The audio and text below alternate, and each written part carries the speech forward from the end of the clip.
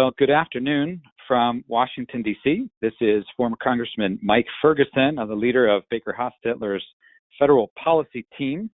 And today on our bipartisan webinar series called BakerHostetler Bringing Congress to You, we have the bipartisan leadership counterpart to our guest from Monday this week. Welcome to my co-host, my own bipartisan counterpart, fellow senior advisor here at BakerHostetler, former Congressman Heath Shuler. Heath, great to be with you again. Hey, thanks, Mike. Looking forward to another great discussion today with our senior Republican whip. Always enjoyed serving with Steve and also talking with him. Great guy. He is. He's the Republican whip, as you say. He's the second-ranking Republican in the House. And recently, Steve Scalise was tapped to lead his Republican colleagues on the Select Subcommittee on the coronavirus crisis. He was elected to the House in 2008 after a career in the Louisiana legislature. And of course, Mike, he's now the senior member of your old committee, the Energy and Commerce Committee. That's right. He's only the very best members get to serve on the Energy and Commerce Committee. I loved my time there, but as you said, he's been a great friend to you and me. He's been a great friend to BakerHostetler, and he, being a guy from Louisiana, he's a great guest. He loves to chat, and he's a great communicator, and we're very, very happy and pleased to welcome the representative for Louisiana's 1st Congressional District, Steve Scalise. Steve, I don't know if you're on the line yet, but it is Mike Ferguson and Heath Shuler. Are you on the line yet, Steve? Not quite on there yet, but we know he is going to be joining us any moment. He's a busy guy these days. He's not only the Republican whip in the House, as I say, he's the ranking member, the top Republican on the new Select Subcommittee on the coronavirus situation, and he's a leader on so many different issues. And I'm really looking forward, Heath, to the conversation with Steve because, we had such a powerful conversation with Jim Clyburn on Monday with all of the unrest and the challenges facing our country today from the protests and some of the violence we've seen. Obviously, the topic of police treatment is again on everyone's minds. And, Jim Clyburn had such a powerful stories to tell about his many, many decades in the civil rights movement and in public service. And it was powerful to talk to him not only about those current events, but some of the politics of his involvement in Vice President Biden's campaign and how he helped him in South Carolina win the primary there recently. We know that Congressman Scalise is going to be joining us in just a couple of minutes, and he's just received word he'll be joining shortly. Mike, one of the amazing things about Steve is how quickly he grew in the ranks. I mean, having only served a couple of years with Steve, it was really amazing how quickly he just, kind of flew through and accelerated to the very top of the leadership in the Republican Party. So, I really think it says a lot about him as a person, but it also says, he's very bright, like you said, very great communicator. And then the thing that I always respected the most about Steve is how great he was with everyone, Democrats, Republicans, very nice, very cordial. And just, that's the type of leadership that we want to see both in the House and the Senate. And, regardless of your politics may lie, having good quality people in those leadership positions is really, really crucial.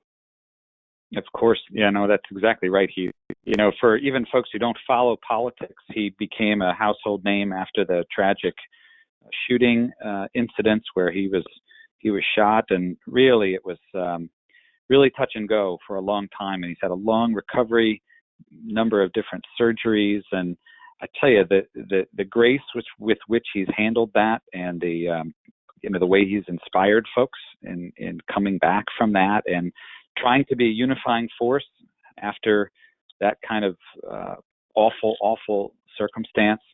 He was already, well on his way up the leadership ranks by that point, but became almost an iconic figure to many folks after coming back from that sort of a tragedy. It's really somebody who, like you say, there are plenty of folks who may or may not disagree with his politics, but it's tough not to like Steve Scalise because he's just such a friendly guy and engaging person.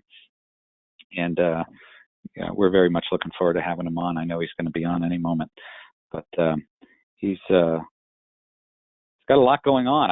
I understand he just had he was doing a call earlier today with some of the leaders of some of our professional sports leagues. Looking forward to hearing his thoughts about that. That, of course, is so important, Heath, as you well know, not only to our way of life and what Americans enjoy in their entertainment area, but really important to our economy. It is, and it's always the question. I mean, you don't know what's going. If you look at the colleges, I don't know if you've seen it and it's impacted, but several of the schools in our area have dropped some of the sports programs based upon lack of economics. One semester out, not having essentially school, they've had to drop. I know App State, they dropped 3 men's sports. The same way Furman University did the exact same thing, dropping several sports because of not being able to play it. And, coming into the fall, football obviously is a large economic boost for those universities and certainly their athletic programs, and helps fund a lot of the other programs. So it'll be really interesting to see how we can actually get back, quote, back in the game, but more importantly, get people in the seats in the stands to be able to support their team of choice. That's right. And you don't only speak from your own personal experience as an athlete, but your son is now a college athlete. Pretty talented quarterback, I hear. Yeah, ever before to kind of find out what this season's going to entail. And he's a freshman, and he got to spend 2.5 months in college. He graduated high school a semester early, went to college early, and then he was very fortunate that he did get to go through spring practice, which was always important, and one of the reasons why he graduated early, to get that a little extra playing time. So it's a challenging time for him because he does don't know what the expectations are for the upcoming season, and not being able to be with his teammates. Heath, you also spent a little bit of your pre-congressional career, that career you had before politics, in New Orleans, in Steve Scalise's beloved New Orleans. You have any questions for him today? You have any questions for him today about professional football? I'm sure I'll give him a who dat, being a Saints fan as he is, and I think that was kind of our. You always wonder when you meet someone for the very first time, and Steve had that connection of being kind of the team that I support. I support my Redskins, and I support my New Orleans Saints and the now the Las Vegas Raiders. So those 3 teams that I played for, I'm always hopefully that they're doing well, and Steve and I always had that common bond, and certainly when the Saints won the Super Bowl, to be able to talk and a little bit. There wasn't as much to reminisce, but we've been very good as of late since Drew Brees has been the quarterback there. So the watching the Saints play, you can stand up and be proud now. That's right. Had some pretty good years over these number of years. A lot of success. Drew's done a great job, not only for the city of New Orleans, but the whole state, and how he's been so instrumental in helping people and being a true leader in the community. And I know that he and Steve, I know they've met and had conversations before. So like to hear what he thinks the Saints are going to look like this year. Yeah, that's. I'm sure Steve will know better than anybody. Told he's about to be joining us, and we were talking before about making reference to that a tragic day when Steve was shot during practice for a congressional baseball game. That game was, I think, supposed to be a week from today, but I think because of the pandemic and everything else going on, I think they're looking at moving that to the fall. So we'll see. Maybe Steve will be able to give us an update on that when he joins us shortly as well. That is always a special day for members of Congress, whether you're playing or you're cheering in the stands. It's no politics is involved. It's all a lot of fun, goes to a great cause, great charities, and so that's always one of those special times that I'll look back on while serving. But those were special moments of having the Democrats and Republicans come together and join in, helping to good causes, and certainly having a lot of fun. And obviously, another Louisiana member has kind of been the star of the baseball team for the Democrats for quite some time now. So I think it's been a little challenging for Republicans to win. Right. It's funny with all the fun and camaraderie out there, all the good work raising money for charity. There's still, surprisingly enough, there's a little bit of competition out there on the field. I guess if you put a bunch of folks who are used to running and winning campaigns on a field together, there's still going to be even a little bit of competition. Definitely a competitive spirit, without a doubt.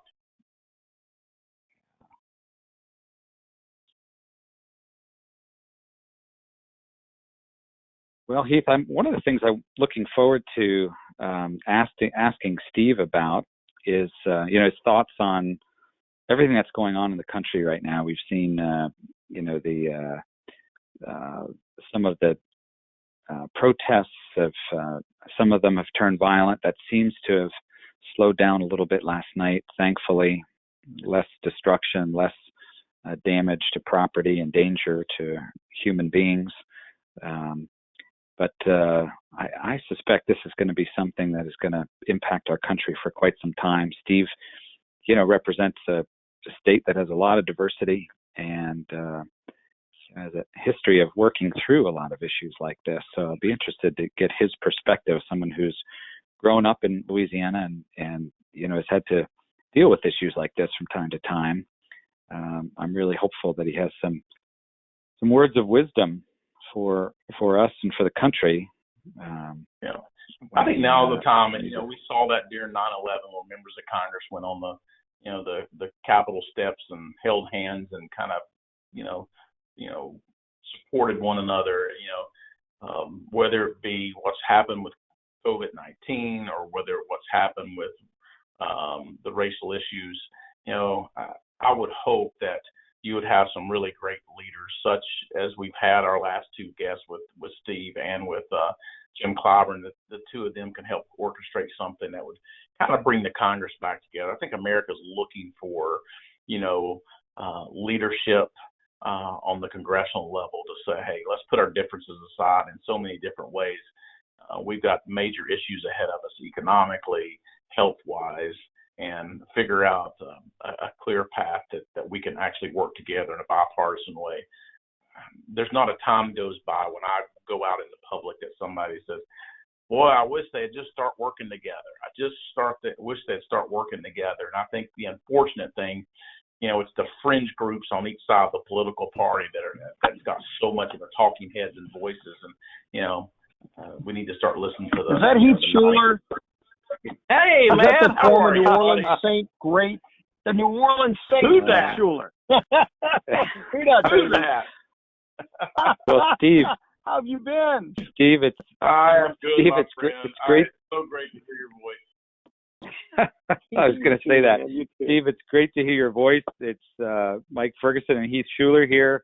I know you'll always know Heath's voice, and it's great to have you. I know you were a little delayed, so we're delighted to have you on our webinar today. There's so much going on in the country. You have so much on your plate, so we really appreciate you carving out some time and spending some time with our listeners on our webinar today. We've been we've been singing your praises here. We've been saying all sorts of nice things about you. You know, doing our little. Oh my gosh! You know, I was calling to defend myself. You know, we've been doing a house version of a filibuster here, but I appreciate it. Like y'all are doing yeoman's work. It's been a crazy day, good day on a number of fronts, but I appreciate you bearing with me and apologize for being a little late.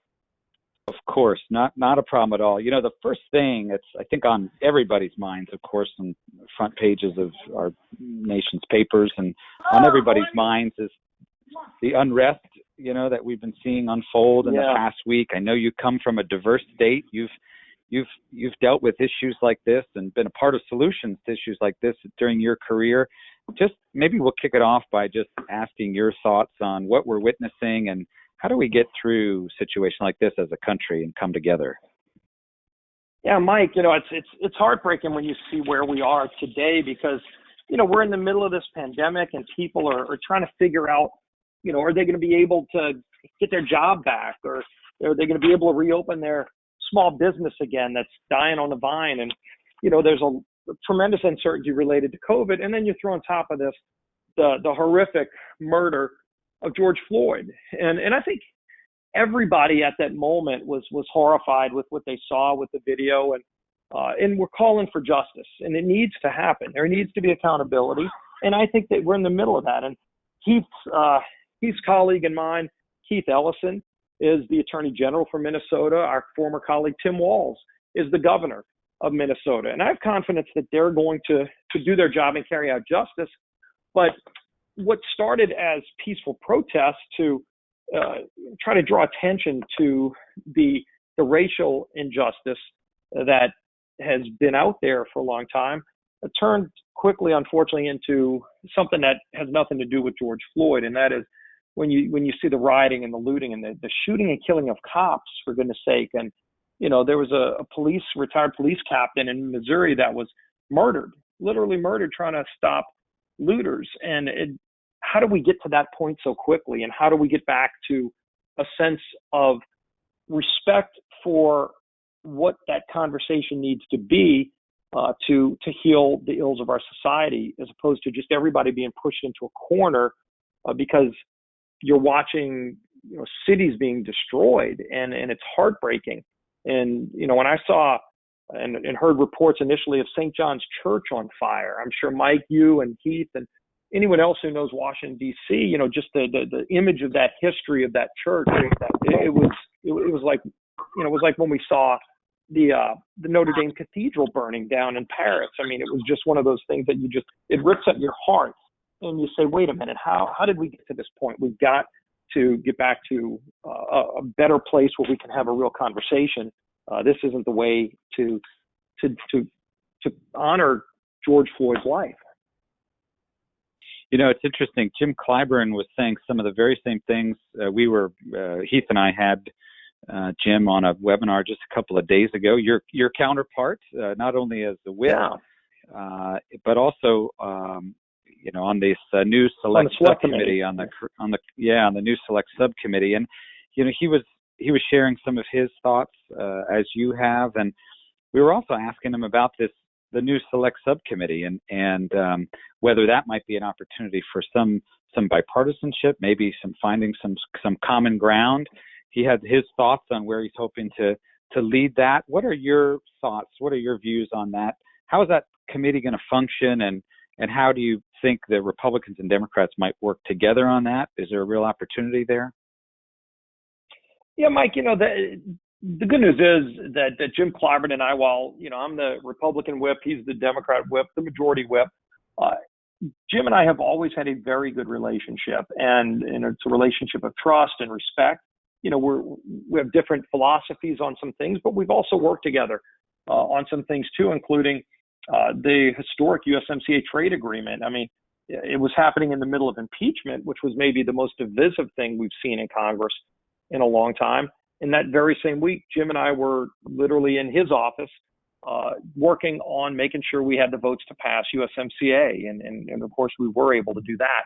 So, you know, on this, I hope it's a place where we can be together. I think the select committee in general, I had disagreements on the creation of it because you've got so many other oversight committees and subcommittees that have the jurisdiction to look into making sure that the recovery money is spent properly, which was the stated goal. But I think the intent really was to have a committee with subpoena powers to go after the president and try to find fault in any way they can find it. And Jim's not that kind of person, but I think the committee was set up that way. So we've had a few hearings right now, the last few weeks, and we've got another hearing tomorrow. They've gone, I think, fairly smoothly in laying out some facts. But if we can be part of the healing, Jim and I are both, I think, of the same viewpoint on what we should do to come together, and hopefully we can help facilitate that. Powerful thoughts. We had a great conversation with him, and really been looking forward to our conversation with you as well. I know Heath has some things he wants to talk to you about too. Steve, thanks so much for joining us.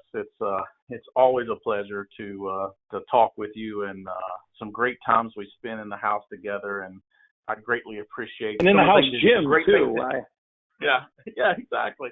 With that, you didn't get to hear all the things that we were talking about, but your leadership, the way you've kind of gone through the ranks so quickly, I think just reiterates the type of person you are, the leader that you are, and you've always been so kind to, regardless of the people's political side, whether you're a Democrat or Republican. I always watched you on the House floor, and you always, with a smile, had great communication with Democrats and Republicans alike. So it was such an honor to serve with you, and we're so glad that you're healthy and things are going well again after the shooting that you had during baseball practice. So speaking of sports and baseball, thanks. I understand that you had a conversation today, and we're not trying to jump the gun, but if you can share with our folks at BakerHostetler, share with us kind of some of the thoughts and outcomes about the upcoming seasons. And I've got a little special interest. My son plays college football, and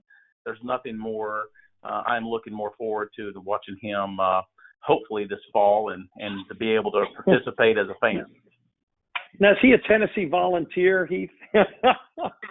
He's actually at Appalachian State. So wow. App State's been winning a few more football games than our Tennessee Vols as of late, so he ended up choosing to go. I would have put in a good word with.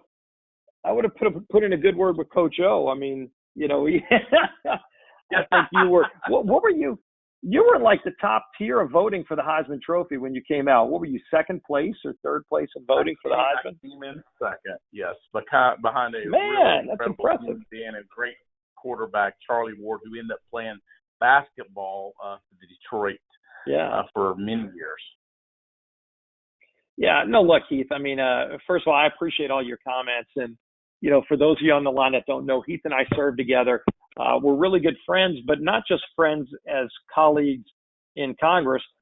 We have the congressional football game where the members of Congress play a football game, as ridiculously crazy as that sounds, against the Capitol Police, which is the most unfair fight. It's like a fight because these guys are tough.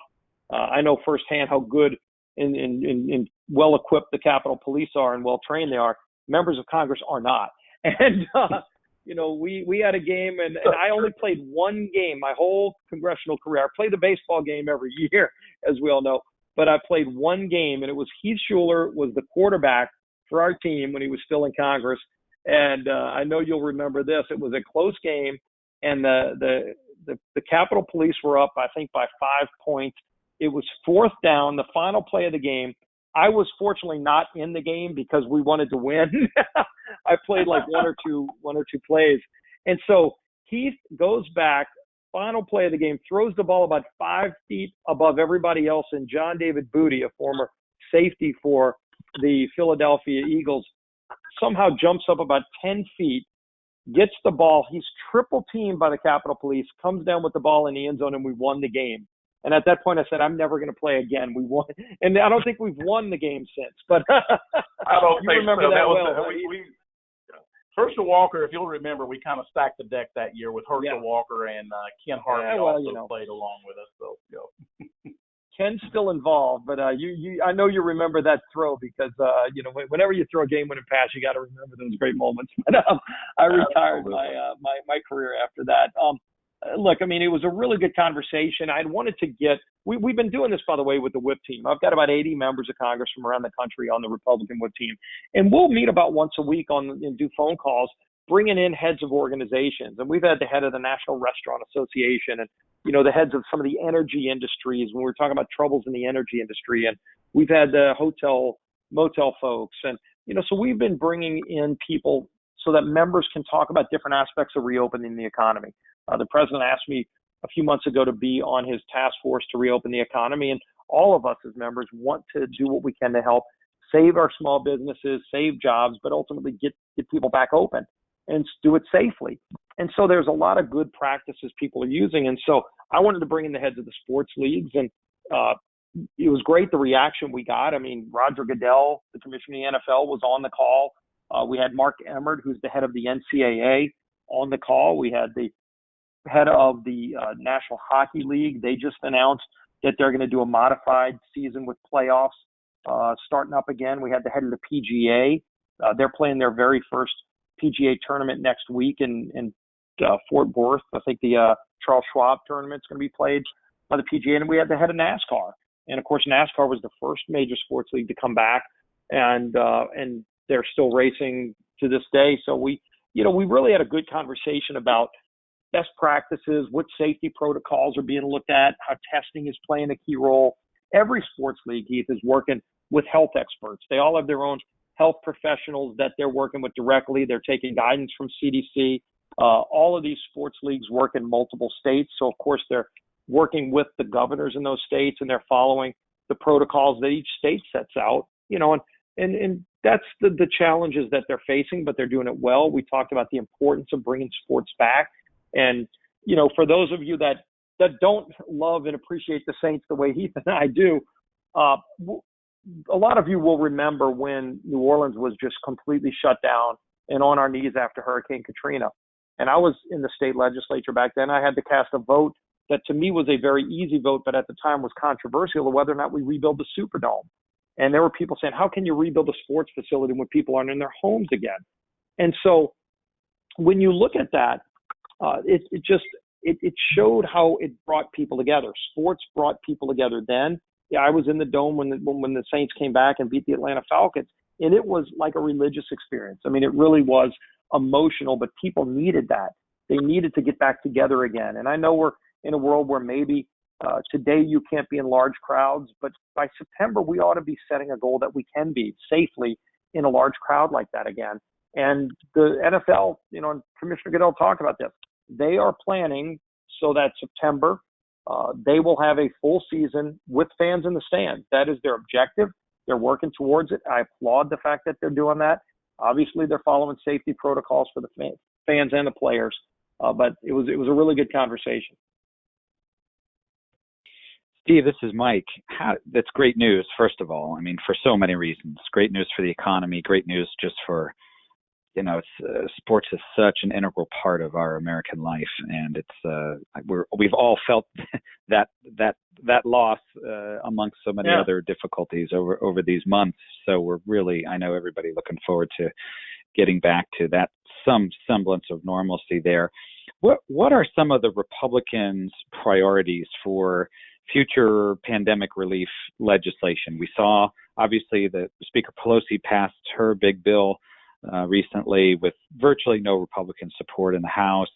I know Leader McCarthy has been talking to Senator McConnell and folks at the White House about what some sort of common Republicans' priorities would be. But what's the path right now, both the timing and the substance of what the next bill might look like?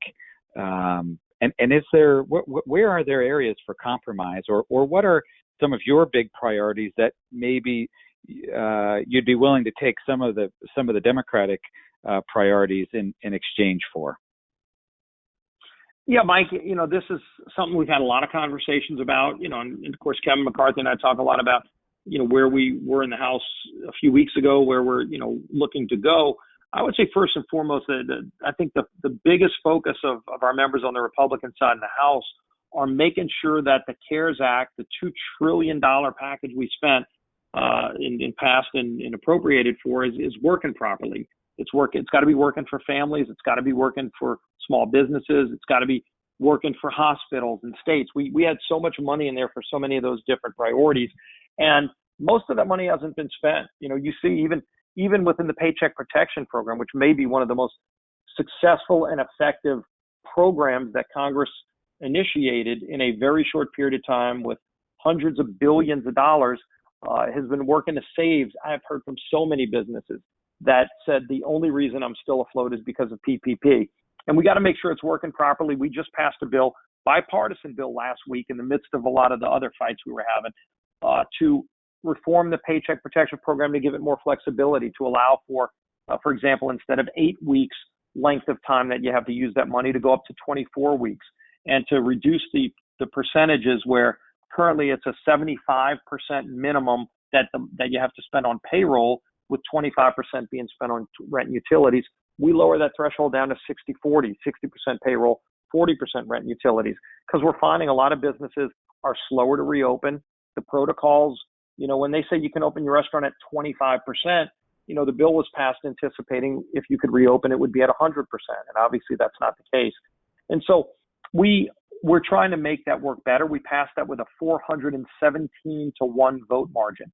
So I hope that you see the Senate take it up quickly. The president would like to sign it. That's something we can work on. But this idea that we're going to bail out states that had multi-billion-dollar deficits prior to COVID-19 is not going to happen.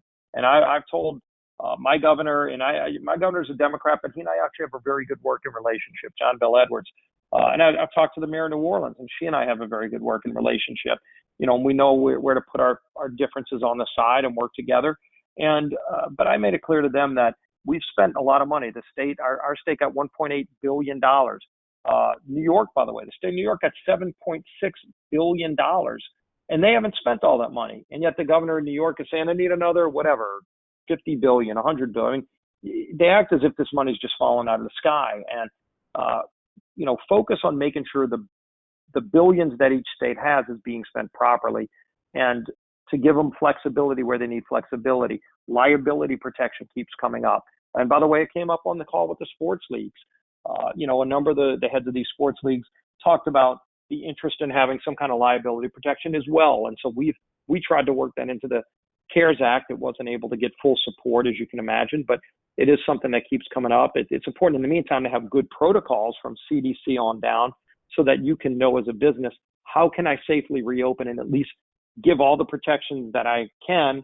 And if, people are still getting COVID, they're getting COVID during shut-ins. And so how can I best protect people? And, oh, by the way, I'm doing it for their safety, but I also don't want to be the subject of some frivolous lawsuit if somebody got COVID and they went to 20 different places and my store happened to be one of them. So all of those things are being discussed, but there's still question about whether or not there will be another bill.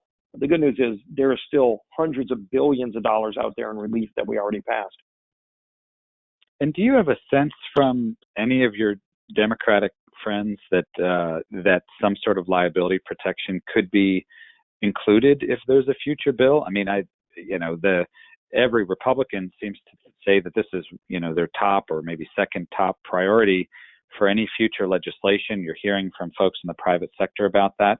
Is there an area for compromise on that? Is there something the Democrats are saying that they need and to have that sort of thing included, a liability protection included in future legislation?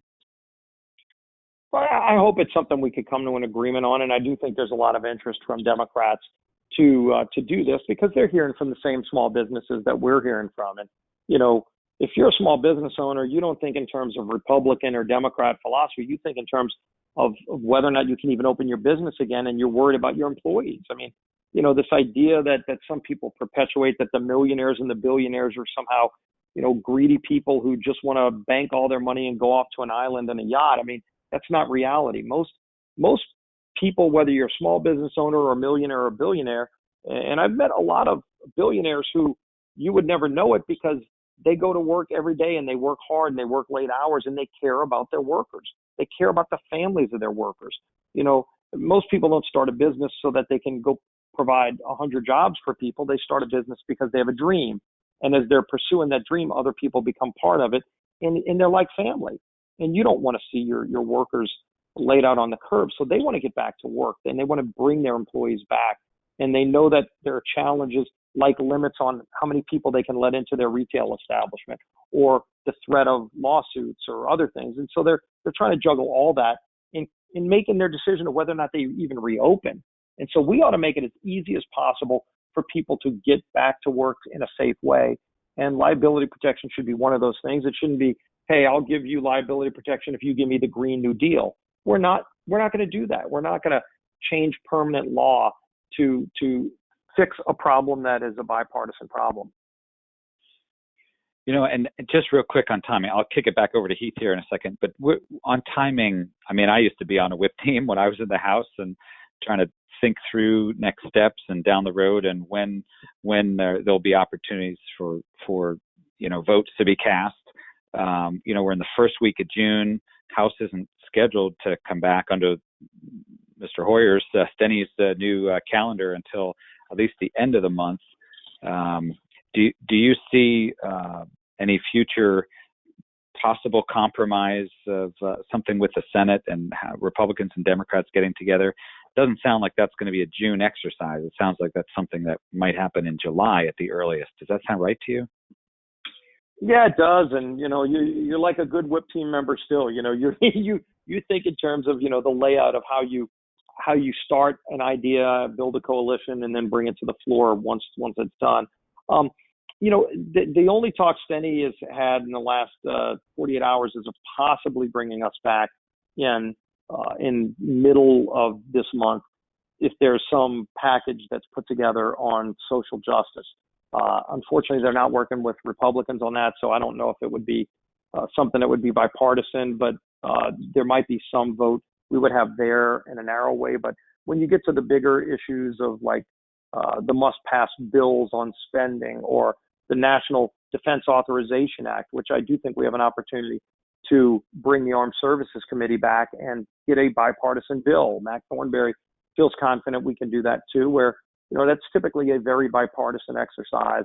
I think it would be good if Congress showed we can govern on not just reacting to the crisis of COVID-19 or what happened, the death of George Floyd. I would hope we could come together to do some of our normal work as well, and that probably wouldn't happen until July on the floor. But committees, surely in the next 2 or 3 weeks, the committees could absolutely be doing that work. And there are a lot of big rooms in the Capitol that are empty right now where you can bring members back to have those votes and to bring those bills out of committee. I would hope we could do some of that work between now and July, so that when we come back, we're not just sitting around and playing partisan games. We're actually getting some real things done that show that Congress can work again on the basic forms of government that have to be addressed. I'll yield to Heath for another question. Steve, there's been a lot of talk about China, and especially when it came to getting some of the PPE back to the United States. And, as I know, the task force that the China task force has been put together, it's getting up and running. Is there anything that we think that could come out of that can help us be more prepared if we have another incident like we did, preparing with some of especially the medical supplies in the United States that could be more readily available with American workers as opposed to relying upon foreign countries? Yeah, Heath, this is something that's been talked about a lot. I've been very vocal to Chairman Clyburn that I'd like to see this be a big part of the coronavirus crisis select subcommittee. Unfortunately, that hasn't been added to the agenda of the things he wants to address with it. But there are a lot of members of Congress on both sides of the aisle that recognize that the threat of China's, the way they do business is now a national security concern of ours, and this has exposed it. And the president was vocal about China prior to COVID-19, about trying to address the trade imbalance in general, about bringing more manufacturing back to America. And we were starting to see some of that already after the Tax Cuts and Jobs Act. But with COVID-19, number one, I still have a lot of anger and frustration about how China lied about this, about the World Health Organization. They corrupted WHO to say inaccurately that it wasn't spread human-to-human contact when we knew it was. There were a lot of things they could have shared with us and the rest of the world that would have saved lives, and they didn't do that. They're opening the wet markets again, which should be a concern to all of us because that's where diseases like COVID and SARS started from. And then when you look at the PPE, and especially when you look at ingredients in major drugs, I mean, 90% of our generic drug ingredients come from China. Why did we let that happen over decades? And so we want to address it. We want to bring the manufacturing of PPE back here because let's use the example of 3M. Great American company based in Minnesota. They were making so much PPE in China. And over 70% of all the PPE in the world is made in Asia, and a lot of that's in China. And so when we were at the peak of this, and of course, China knew before anybody else what this disease was and how dangerous it was, and before the rest of the world really understood what was going on with it, they stopped.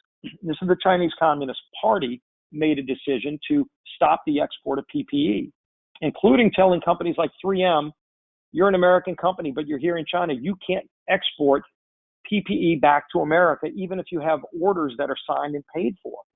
And so that surely ought to be a wake-up call to all of us that we need to make that vital equipment that protects our doctors and nurses here in America so that we're not subject to that kind of embargo that we saw after COVID. So there's a lot of interest in helping, maybe through tax incentives and other measures, to encourage more investment in making PPE here. And I think you would find a lot of willing buyers from hospitals to every kind of retail establishment now who are using PPE as well to protect themselves and their customers if they knew it was made in America and it wasn't subject to a threat of embargo from China.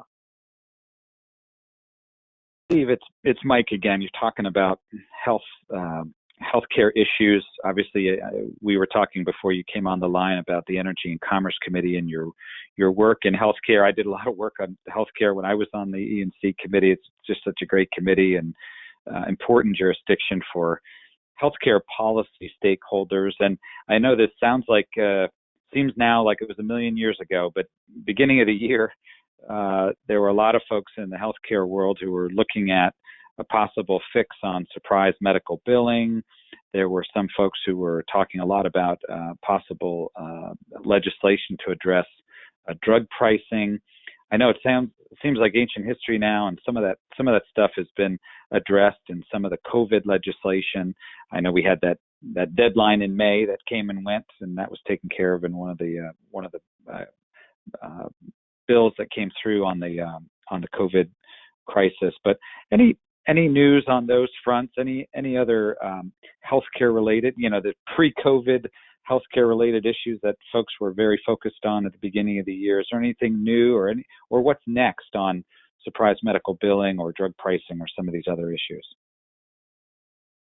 Yeah, Mike, first of all, you're right that Energy and Commerce is the best committee in all of Congress. I think Heath would agree with that as well. All of us alums. I would agree with you guys. Absolutely. I don't get to participate in as many of the things as I'd like to there, but we still do important work, and I was very involved in the 21st Century Cures Act, which still, by the way, is being used. Some of the cures we're finding in the reforms that we made to agencies like the FDA are being used right now to help expedite testing and expedite the really, really impressive work that's being done on finding a cure, therapies, and a vaccine for COVID-19. So the advances we made over at the NIH, the increased funding there at CDC and FDA are being realized today in this response. But if you talk about things like, telemedicine, Mike, this is something we worked very hard on right at the outbreak of COVID-19. And there was work being done prior to COVID on telemedicine and making it more widely available. But I will tell you, every hospital head I talked to, and I stay in close contact with the heads of hospitals in New Orleans when we were at the peak of our outbreak, and I was working with the administration to get more PPE, to get more ventilators, to get testing more widespread.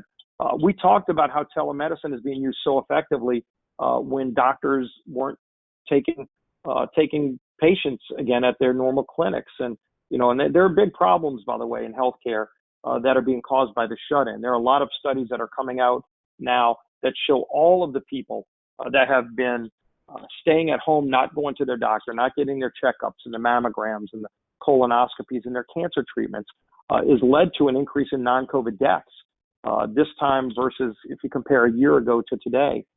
So people's health is definitely being adversely affected by the shut-in for a lot of reasons.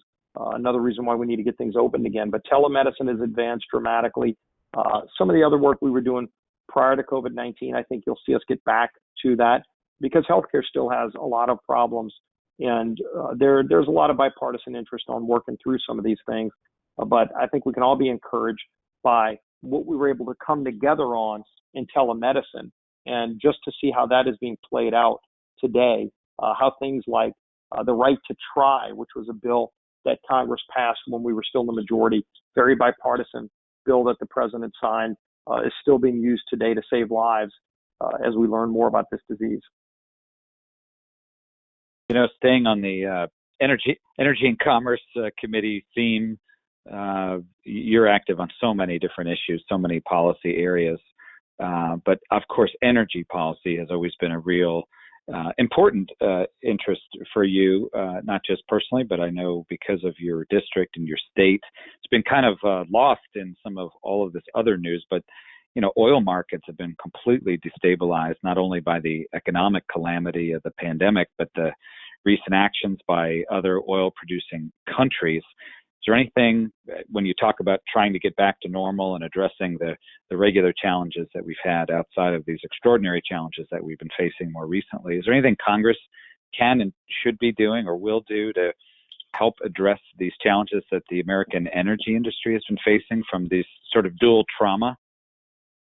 Yeah, it is such a tough time in the energy industry. And as we know, that this is an industry that was having some real difficulties financially prior to COVID-19 because of the innovation of America. I mean, we had created such an increased supply in oil through technology that we created in America for shale development, for deeper water drilling, for onshore extracting using other techniques to get even more oil out of depleted wells. I mean, America is still the hub of innovation for the energy industry, but we were a victim of our own success as well. And so you saw an abundance of supply, so the price continued to drop. Then you get to COVID-19, and what really is hurting us today is there has been a cratering of global demand. You know, where the daily demand for oil might have been about 100 million barrels a day, it might be about 50 million or 60 million barrels a day now. So you take that massive drop in demand where there was already an abundance of supply, then you go and factor in that you had Saudi Arabia and Russia get into a fight over production limits, and the response that Saudi had to a disagreement with Russia is to flood the market at a time when the price was already low, and it led to literally a negative price of oil. I've never seen anything like it in my life. I think everybody was perplexed when it happened. It caught people off guard, where you're literally paying people to take your oil, and then there's no storage capability. And so from Congress's perspective, I think the first thing we just need to encourage people to get back to work to get our economy going again to spur global demand again. In the short term, there are definitely some things we can do on policy. I would have liked to seen us have more flexibility to fill the strategic petroleum reserve. There was a capacity of about another 78 million barrels of oil that we could have put into SPRO at a time when the price was almost free or they were paying us to take oil. But the law prohibited the department from being able to go and take that oil and buy it at a low price. I mean, today, if you look at SPRO, for anybody that's familiar with it, the average price of the oil in SPRO was purchased at $65 a barrel. Well, as you can imagine, when oil was in the 20s, we could have bought it and filled SPRO and had an asset for the federal government, helped relieve some of the abundance of supply in America. We would have only bought American oil, so we would have helped our energy producers, and yet the law prohibited us from doing it. We tried to put that in the CARES Act. It was actually in the House version. It was even in parts of the Senate versions, and then in the final version, it got dropped out because of the Green New Deal debate. And so that was a lost opportunity. I'd still like to see us go back and make reforms to how SPRO works to give them more flexibility to handle times like this. I'd like to see the Department of Interior and Energy, and they're doing a lot. I will say this, they're trying to help the companies that are struggling, but if they could do more on royalty relief and on extending leases, that would be something well received. But the real answer is to increase global demand. And until that happens, where we get a stabilized price, the price is finally starting to get a little bit more stabilized, but there's just such a drop in demand that needs to be recovered. And the only way to solve that is by getting our economy and the world economy back open again. Well, Steve, you have no shortage of work ahead of you and your colleagues on both sides of the aisle. And it's just Tuesday, Mike. Oh my gosh, it's I think it's actually Wednesday, but who's counting, right? I mean, it's pretty hard Wednesday, to keep track these days. I know you're probably already on next. Hard if you don't know the date. Yeah, you're on next Tuesday already. You just wake up and you go, wait, where's the next challenge? Let's go and solve problems. And there are a lot of problems out there. There are a lot of good people working together to solve them. There are, and you're one of them. And I know I speak for Heath when I tell you how much we appreciate the work that you're doing, your friendship to both of us over the years, your friendship for BakerHostetler and our team. And I know how hard you're working. And we've had the privilege over these last several weeks of having a number of folks join us for these webinars, and never ceases to amaze me the caliber of the people that we have doing the work of the people in Washington, and really, really appreciate not only the challenges you work to overcome every day, but we're so happy that your health continues to be on the mend, and we are very much looking forward to seeing you on the baseball field at some point when normalcy returns. Yeah, we would have been playing in like the next week, but we're going to get back to that. We're going to get back to the things that we love doing, and we're going to work through these challenges too with our kind of a torn society as well with the civil unrest. And in the meantime, I appreciate working with you, Mike, with Heath. BakerHostetler has been a great friend, and we appreciate what y'all do. And the good news is, even through these tough times, most people have kept their heads about themselves and just worked and said, how do we solve these problems that are in front of us? It's the only thing you can do. Yelling and screaming doesn't solve those problems. Just sitting down, rolling up your sleeves, and going to work every day is what makes it happen. So we'll keep working with you, and we appreciate what y'all do. Thanks for your time, Heath and I have a couple of closing comments, but Steve Scalise, thank you so much for being with us today. Thanks so much, guys. I hope to see y'all in person real soon. Heath, Mike, take care. Everybody else too. Thank you, Steve. So Heath, we've had, great conversation with the Republican whip today, Steve Scalise, just a super, super guy and a good friend. But we've had now 3 members of the top House leadership, and going back to the Democratic Caucus Chairman Hakeem Jeffries. Heath, should we try for one more? I think so. We're thrilled to announce that my good friend Steny Hoyer, the House Majority Leader, will join us next week. Hopefully we'll be, by then we'll, might start to gain more clarity in what the next phase of the pandemic relief might look like. Yeah, I'm really looking forward to it. We're honored. We've had some great guests, and we're just moving right up the ladder here. It's always great to talk to Steny. I know he's been a very good friend to you, Heath, and he's a good friend to so many folks. So look for an invitation soon for a webinar that will be next Thursday, a week from tomorrow, next Thursday, June 11th. Look for that invitation coming to you soon. And on behalf of my friend and colleague Heath Shuler, thank you again for continuing to join us on our webinar series. This is Mike Ferguson, and good afternoon from Washington.